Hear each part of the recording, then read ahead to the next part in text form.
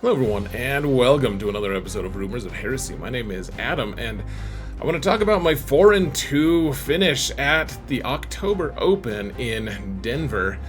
I got a winning record, even though I had only been playing for about 2 months, maybe just like a couple days more than that at the time, and let's talk about the list a little bit. We're using Firestorm Salamanders, which is a list that a lot of people say is pretty bad. I ended up getting 72nd place in a tournament of over 100 people in one of the toughest metas out there, at least according to other people who are more knowledgeable than me. And so let's talk about it a little bit. So first off, I did make 2 videos about this actually. First is talking about the list, and it's like the expectations of what I was doing before I went to the tournament, and that's going to be linked in the video description. And the other one is just the battle reports for all 6 of my matches.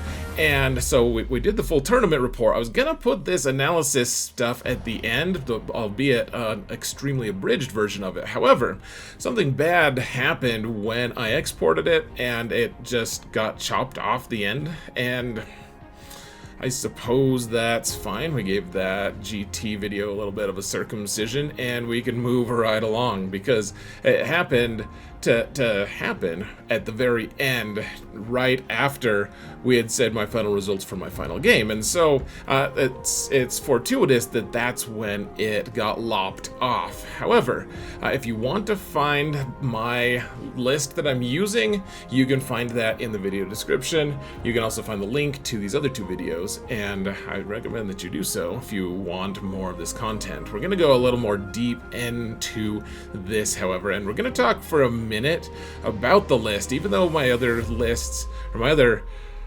videos talked about it. So my old list, the one that I had been practicing with, the one that I had used a lot, is as such. It's not legal anymore. This is the same slide that I used for that video talking about it. The points increases, of course, came from the jump pack Intercessors, 5-man squads, Eradicators, and of course Vanguard Veterans, who aren't like amazing in my list, but they're like kind of overpriced anyways.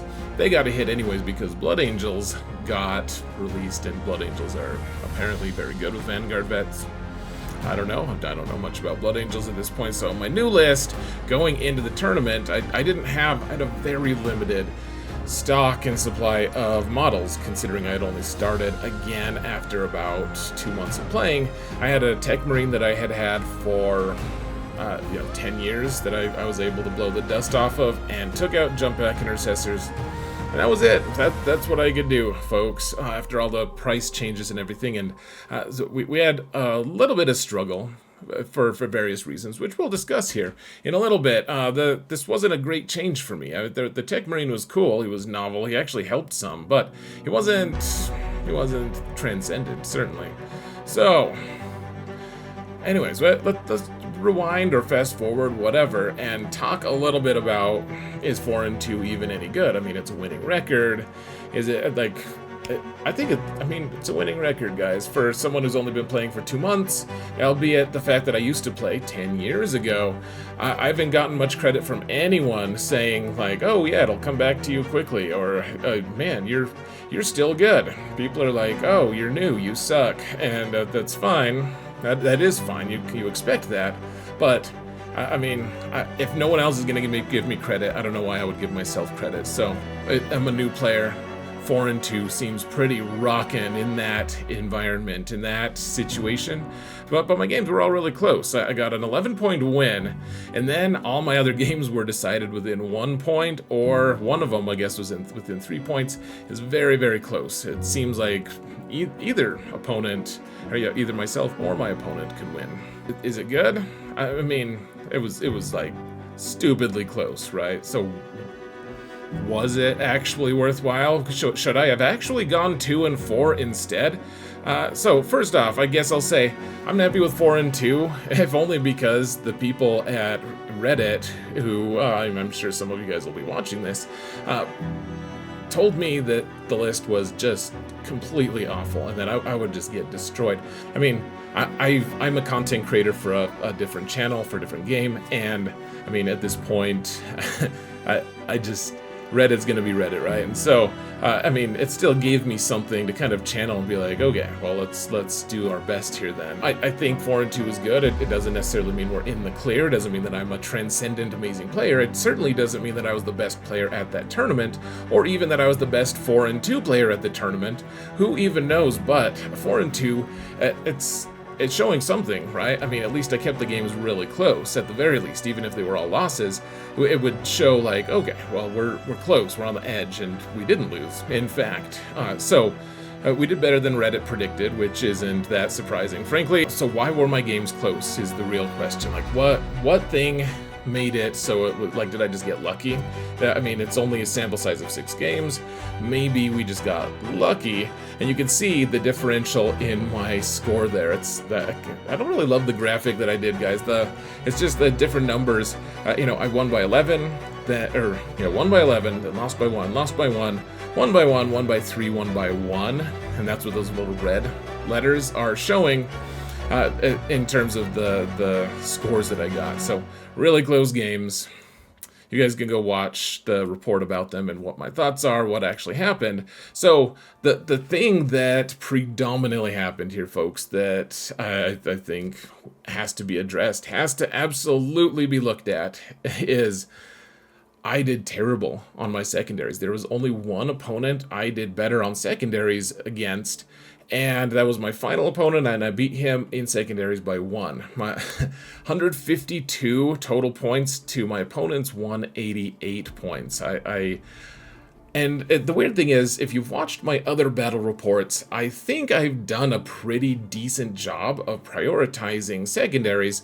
The problem I'm meeting here is, first off, my opponents are out for blood. They're better than my practice opponents, and so they kind of are forcing me to use resources that I typically wouldn't have needed to against my practice opponents, which is fair. You know, you're gonna meet that sort of thing at a big tournament like this. You have to pay $75 to go to a tournament. You're probably not gonna go if you don't know what you're doing, right? Except for me, according to Reddit. I don't know what I'm doing, but anyways, I failed on secondaries. My jump pack intercessors were just gone, and Techmarines are not good action monkeys. At least not the way I used it. Maybe there's a better way to use them. I don't know. That was the first time the first 6 times I used the Techmarine were at the GT, and so he didn't do any extra actions. It's probably my bad on some levels, but the jump pack Intercessor Squad I really missed, because those are the guys I always did use as an action monkey, as people call them, like a squad that just does actions and gets me secondaries. I didn't have them available. They were just gone, and I really paid for that. Yeah, so I was outscored by 36 across my 6 games. It's a lot, guys. It's a lot. It's a big number.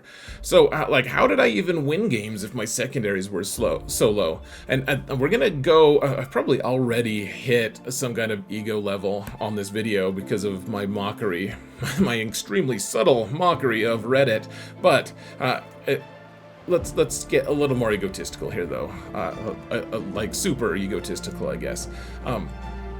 I ended up scoring, in fact, kind of dominating on primaries in this, folks. My primary score difference was 265 to 215. I outscored my opponents by, what, 50? 50 total in primary, which is how I won. And I guess it's not just analysis. I think that as a 6th edition player who only had primaries to go for the most part, I think that my 6th edition sensibilities kind of kicked in, and I managed to play well in a game that I understood. I understand primaries. I know how to score those. And so I think that's why I dominated primaries. Secondaries, that's not something I'm as strong at. That doesn't excuse me necessarily for being bad at secondaries, but I do think that it made a little bit of a difference for my total final results. I think it would be foolish to ignore these sorts of things. And so I also don't think it's a fluke that I won those 4 games. I think that to deny my opponents as much primary as I did and actually stay in it enough to actually win my matches despite being destroyed and obliterated on secondaries does show a certain degree of skill in at least one corner of the game. It doesn't mean that I'm a complete player, so to speak. It doesn't mean that I'm amazing. It just means that I have a skill set, and that's not a fluke. I think the games could have been a lot closer if I had been able, or a lot more in control for me, I should say, if I had been able to use the list that I had been practicing with the whole time. And so, I don't think this is a fluke, folks. So, I got the wins. Cool, 4-2. That certainly means there's a lot to improve on. There's one stat I kind of wanted to look at as well, just for tracking purposes, because apparently they do an ELO ranking thing. Someone at StatCheck does it. It's a website. You guys can go Google it, I guess. And so I'm number 4,151, and I think that'll improve just by attending more events. I don't know exactly. My guess is that it's not going to be based off of just one tournament's results. Like if I had just gone 6-0 with good scores, I doubt I would have been able to supplant someone in the top 10 or something. But let's track this. So I'll save this slide and let's see what happens in the next. I think you have to go to big tournaments for this to actually track. So I don't think Rogue Trader, if I just go 3-0 forever moving forward, which I know I won't, but if I did on Rogue Trader tournaments, for instance, I don't think that even helps my ELO. And it looks like I've already gone down 4 spots since the last time they ran those numbers. And so, anyways, it's just a fun thing to be tracking. Number 4,000 in the world, guys. Woo! So, let's talk about some unit analysis here. I don't think we're not going to talk about all of the units that I used, because it would take a long time, but I do want to talk about some of them. Especially, okay, so Infernus Marines are a lot of fun, honestly. They're cool. They're Strength 5 Torrent weapons, and because we're using Firestorm, they're Strength 6 weapons. They don't have any AP, which a lot of people kind of look down on a whole lot. That's the advice I get from probably 75% of players who ask about my list. They say, dude, I think those Infernus really suck because they don't have any AP. And I mean, I guess I understand on some levels, but the people who are telling me this are often the people who have to really work really hard not to get into Overwatch range, and they try to kill the Infernus right away. And so, I mean, they don't want 35-ish Strength 6 hits on them. I don't think anyone likes that. That's a lot. That's a whole lot. So mostly, the way I used them, I think I used them poorly, actually, folks. Like, after looking at all of my battle reports and everything, what I ended up doing was I marched my 10 Infernus Marines into the center, and usually they just got killed because people have to respond to a unit that big holding the center objective, right? And so they just kill it, and then I'm just kind of out of that squad on turn 2 or 3 at the very earliest or latest. So mostly they just marched into the center and died, and I think I used them poorly. I think I should be waiting, hiding out, waiting to jump out, surprise, and just fry something. I think that would have helped me. I looked at all my battle reports, I'm like, oh my gosh, there were tons of instances where I think that would have helped me a lot. The problem, of course, being we need something to go in the middle, right? We need some kind of skirmisher unit, and honestly, the Infernus were kind of the cheapest. If you look at the units I had available, unless I wanted to spend one of my jump back Intercessor squads, which I think would have also been fairly poor play on my part, the Infernus were kind of the obvious choice, even if they just got destroyed. So I think we'll talk about a little bit more about the Infernus. I have some ideas about them, but I think they should just be in some corner somewhere waiting. Like, they could even be in reserves and wait and just come on.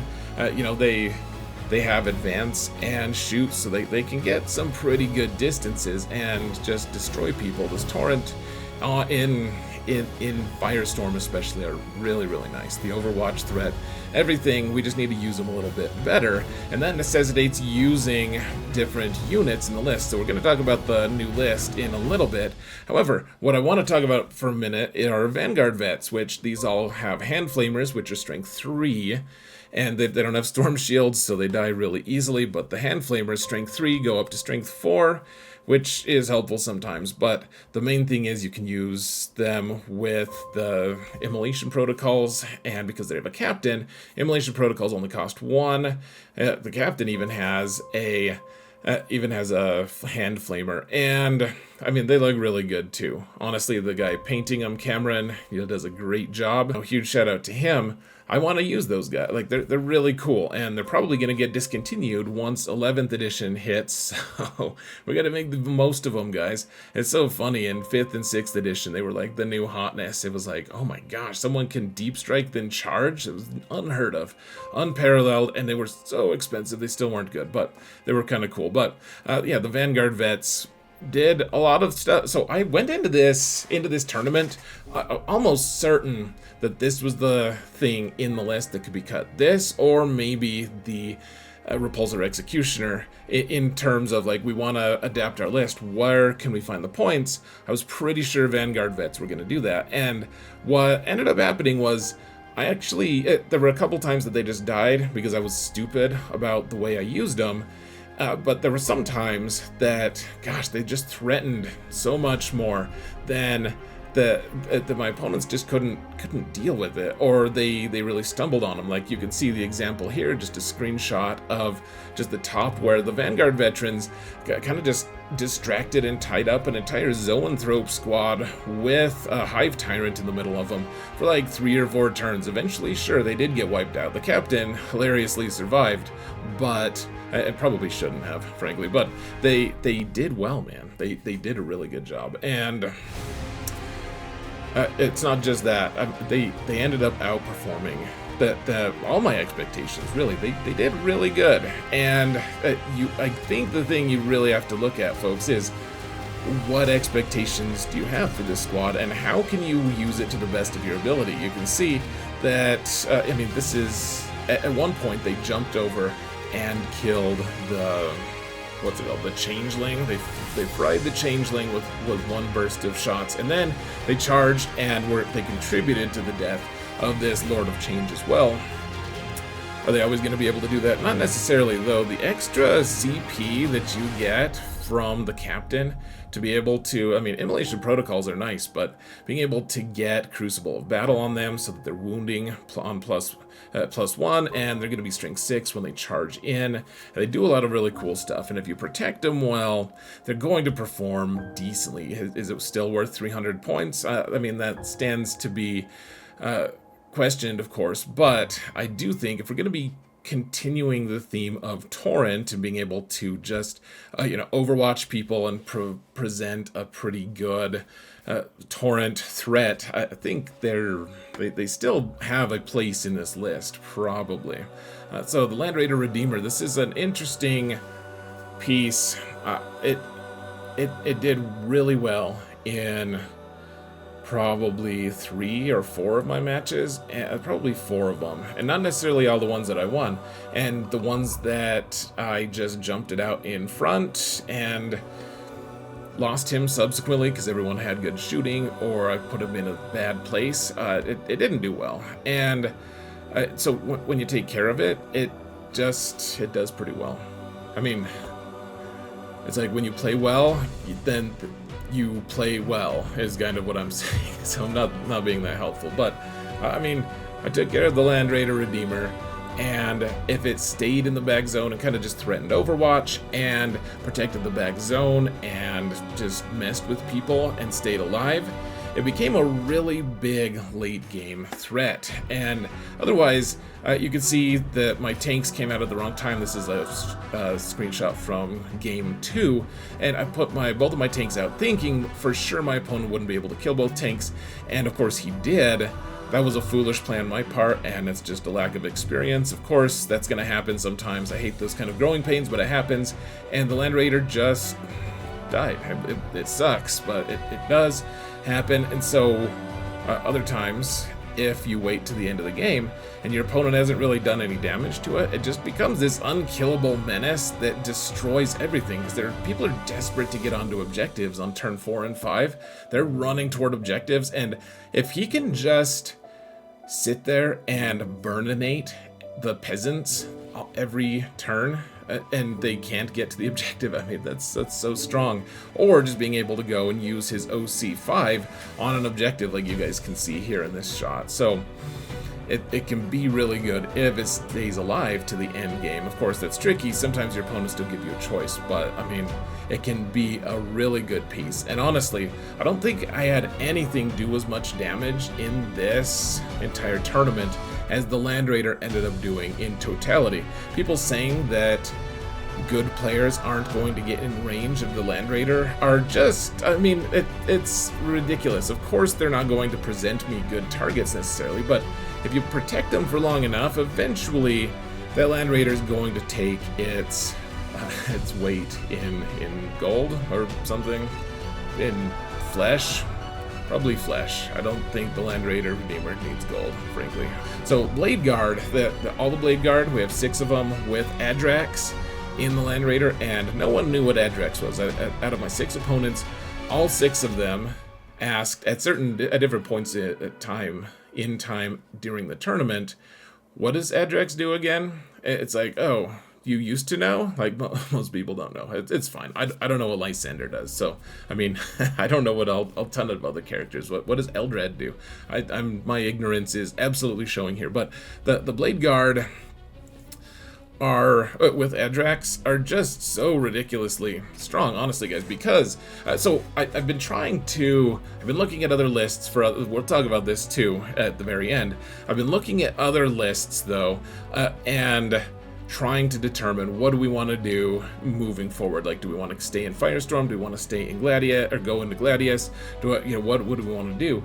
And Firestorm Bladeguard Veterans are just so much stronger than other ones because they get the +1 to wound strat. It's so easy. And then Adrax gives them the reroll wounds, and it becomes a fairly cheap unit that just blenders anything that goes in that they go into. And then Adrax, of course, he's got those 5 hits at strength 10, and he's destroying people too at 3 damage. It's not like he's amazing or transcendent, but he is significantly better than people give him credit for. And so you can see that I think that this list only benefited from using Adrax and Bladeguard, because they just consistently, it didn't matter what they had to fight. They had to fight infantry.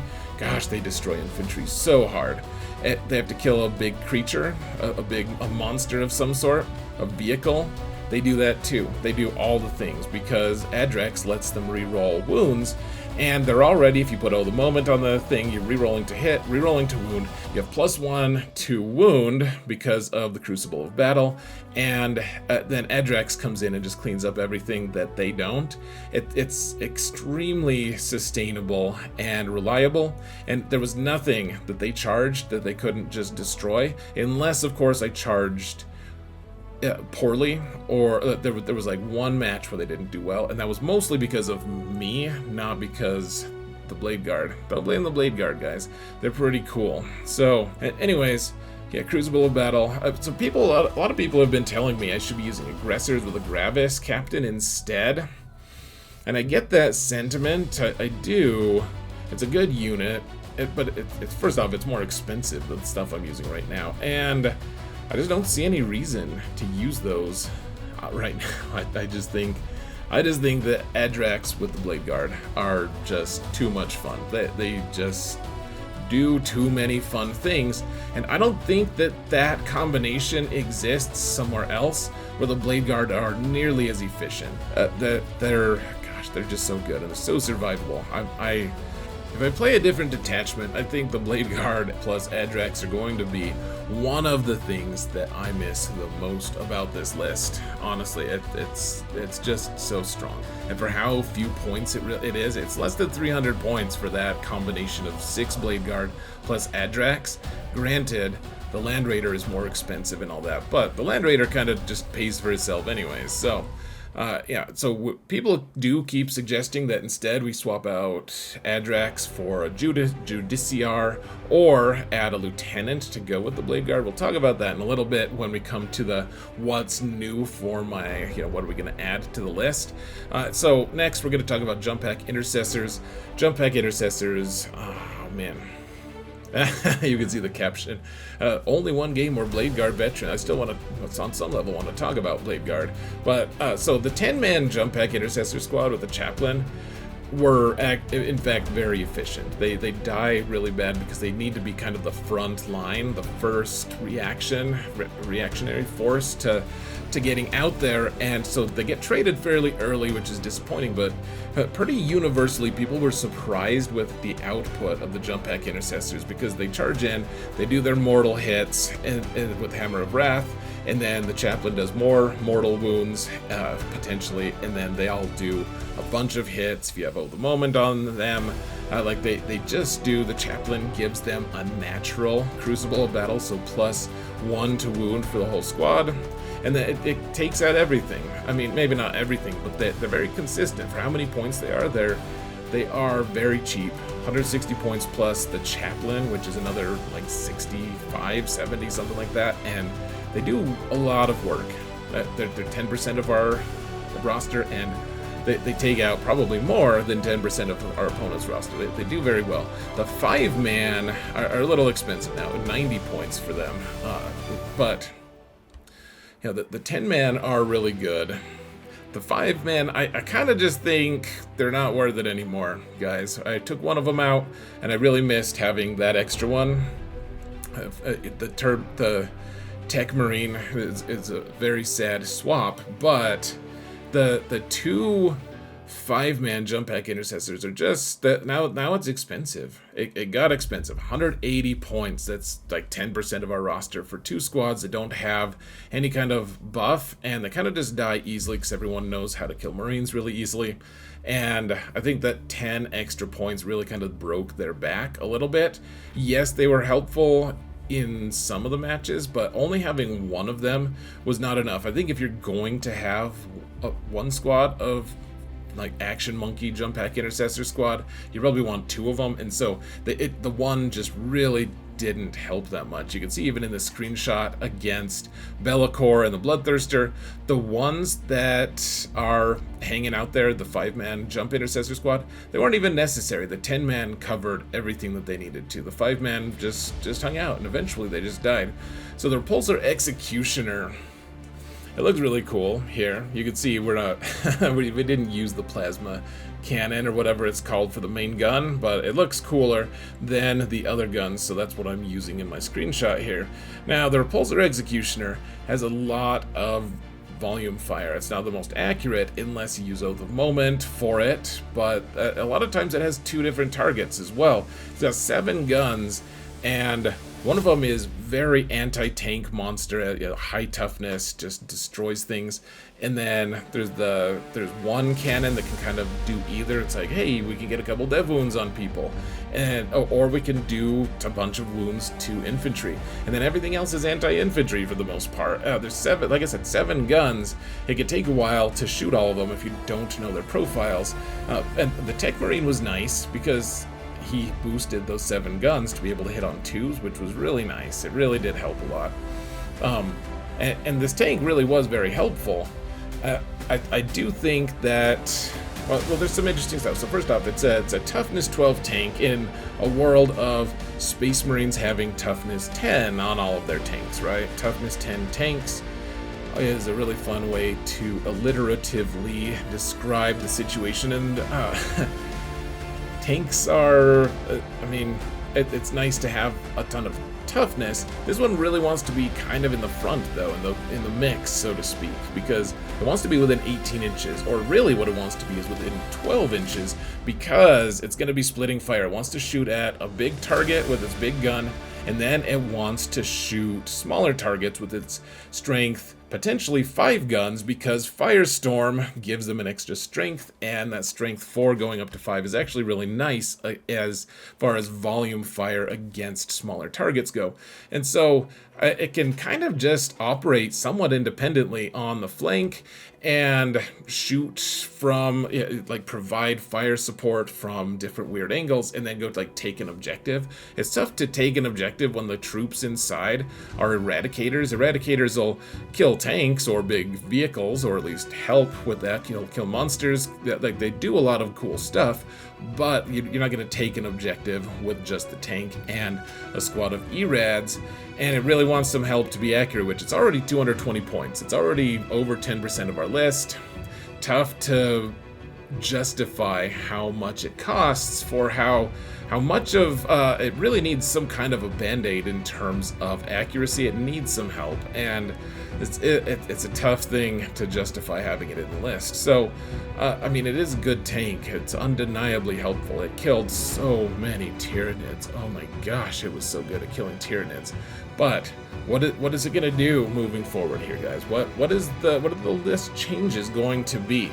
So I want to keep most of this list intact. It's for the most part, we need to focus on some different things to help us be able to win more and more consistently, but it did its job for the most part. So the focus needs to be on, we need to be able to keep dominating on the primary, right? We can't drop that. Whatever we were doing well with the primary, we can't afford to just lose that. We also need to score a lot of secondaries, if we can, right? I mean, that's the goal. If the secondaries, even if I tied all of my opponents on secondaries, I would have won all of my matches by a pretty significant margin. So secondaries need to be a priority here without dropping the primary. It's a tough thing, but what do we need? Action monkey squads. We need things that are going to score and not have to worry about, like, oh my gosh, I really wanted to use this unit to kill this thing, and I can't now if I want to do the action, so I guess I'll forego the action. We'll worry about secondaries later. And that's not a winning strategy. And we need something to be able to hold the side objectives better. There were just certain times that I was like, I don't have anything for that flank at all. We need to have a more cohesive plan. So here's the updated list in terms of, here's what we're taking out. We're taking out 3 Eradicators, the ones that go inside of that jump, or inside of that Repulsor Executioner. We're getting rid of the other 5 jump pack Intercessors, and then we do have 5 Intercessors that just basically sat on objectives. They didn't really contribute that much. I think I could have used them in a better way, of course, but at the end of the day, it is what it is, right? We could have done better, and we will do better, but we're not going to use that squad anymore, probably. And then, of course, we're taking the stupid Techmarine away, because screw that guy. You didn't help. You didn't help, bud. You're cool looking, but you didn't help that much.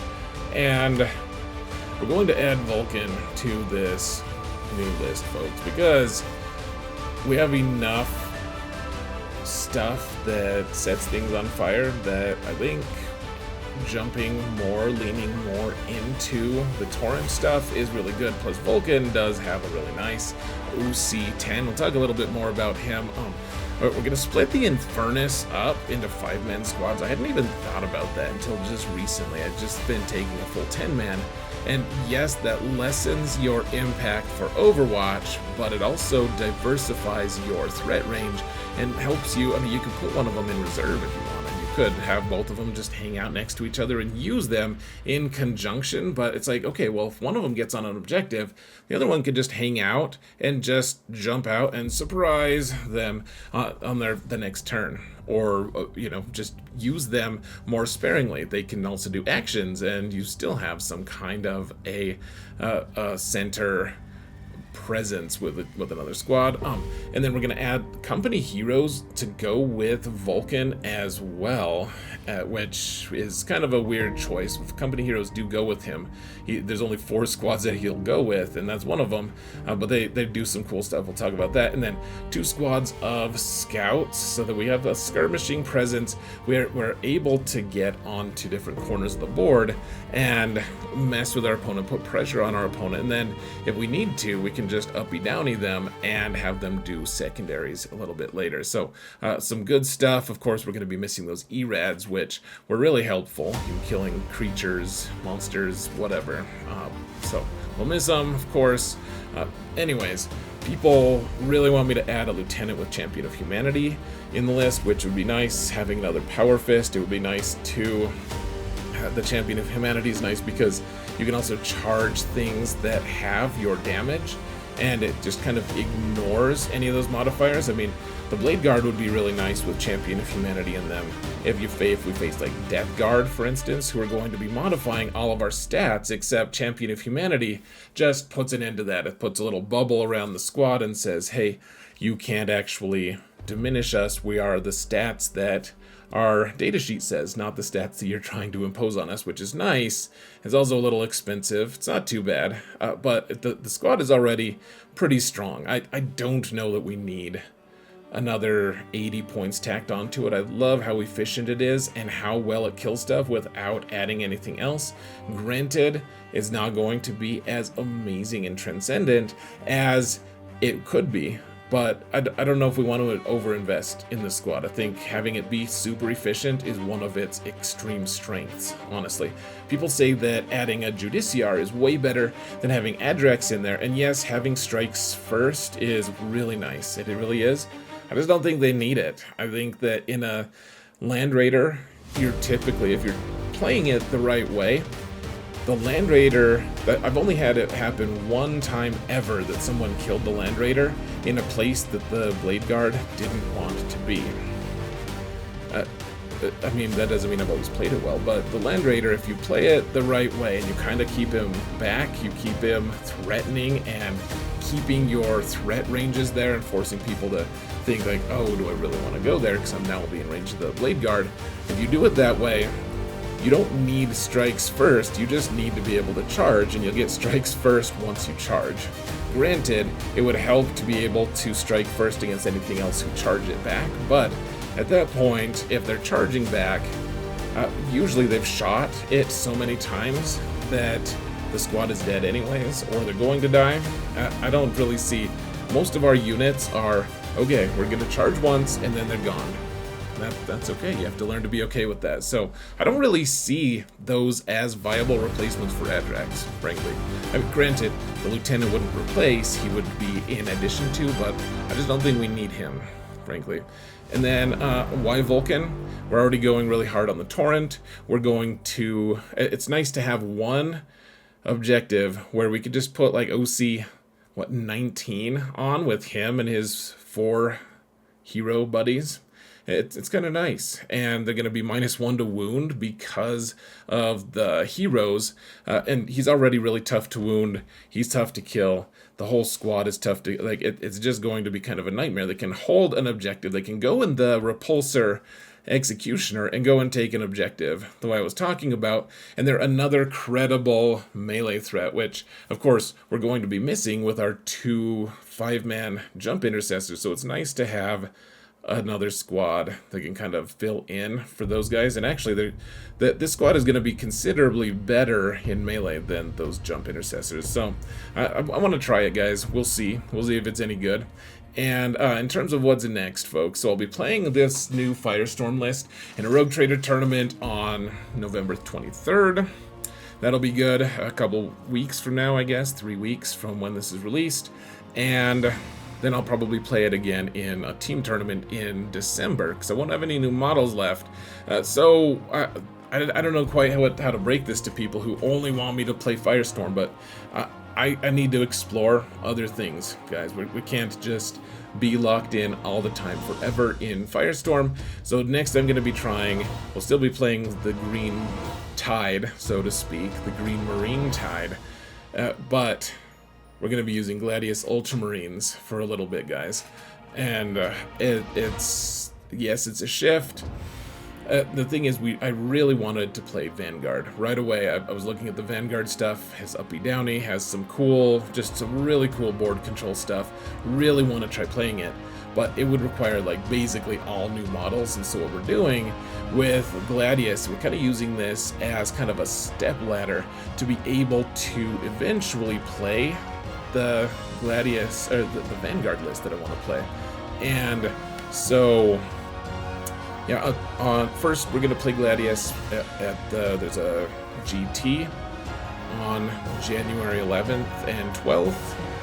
I'm going to be playing Gladius there, I think. We're building for it, and I'll be doing battle reports for Gladius as well, so you guys can look out for those. You can see I have a bunch of models here that are ready and waiting to be painted. After the January Open, we're gonna try to get an Ultramarine Vanguard list up and running.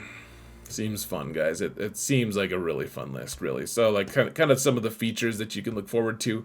The Gladius Ultramarines. We're going to have Ballistus Dreadnoughts and Predators. We're going to have Roboot, Guilliman, Deep Striking, Eradicators, all kinds of madness. And then the Vanguard list, we'll use Devastator Centurions, we'll use Inceptors, Marnius, all kinds of just total bunker stuff. And maybe we'll play Vanguard for the Rocky Mountain Open, which last year was in March. Hopefully it'll be in March again this year, and I can play that. And so, gosh, I played the Gladius list recently, and I mean, it's just one game. I guess I played a couple games, but one game on turn 2 I was able to kill 1,000 points of Necrons. Granted, they were kind of perfectly situated for me to be able to go and kill that many, but it was, I mean, just total destruction on turn 2, and I didn't even point an arrow at the spider that I also killed. I killed a tomb spider as well. So it seems really promising. I hope you'll come along with me for the ride. I'm excited to play Gladius, I'm excited to play Vanguard, and keep exploring the Marine Codex for at least, I mean, several months from now. Really want to keep getting better at this, increasing our rank, doing better, maybe going to some big tournaments. Who knows, guys? But what I do know is this video has lasted way longer than I really intended. I hope it was helpful to some people, at least.